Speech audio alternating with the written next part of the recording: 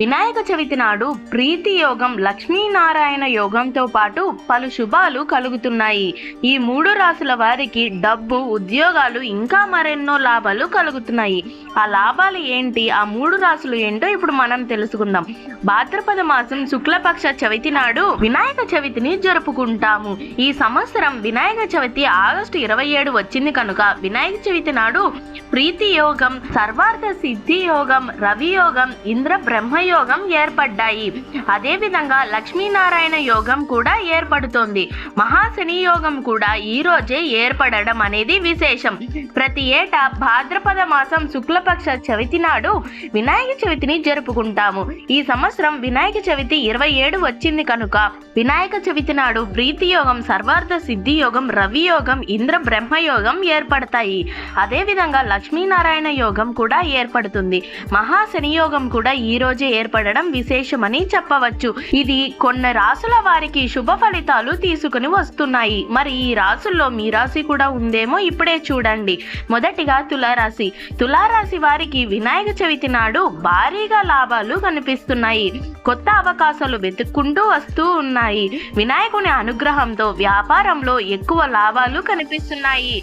ఈ సమయంలో మీపై మీకు నమ్మకం కూడా పెరుగుతుంది. ఉద్యోగస్తులు కూడా ఇది మంచి సమయం అని చెప్పవచ్చు. కొత్త వాహనాలు, భూములు కొనుగోలు చేసే అవకాశం చాలా వరకు కనిపిస్తుంది. స్వస్తి. ఇక్కడితో 2వ రాశి కుంభరాశి. కుంభరాశి వారికి వినాయకుని అనుగ్రహంతో శుభ ఫలితాలు ఎదురవుతున్నాయి.